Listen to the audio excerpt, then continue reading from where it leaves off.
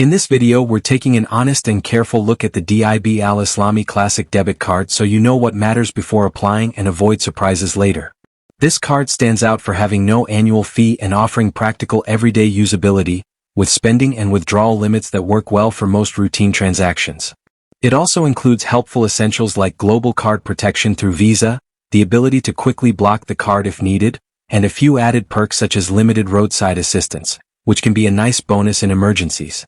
The card supports Wallet rewards, allowing you to earn points on eligible spending, though the value of these rewards may vary depending on how consistently you use them. Still, there are points to consider.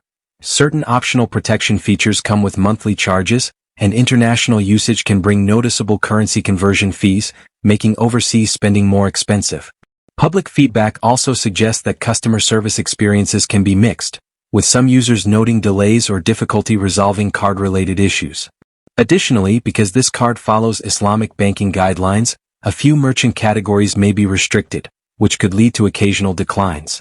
Overall, it's a practical choice for users seeking a straightforward, Sharia-compliant debit option, but it's worth weighing the fees and limitations against your spending habits. For more honest and simple financial tech reviews, don't forget to subscribe and stay tuned.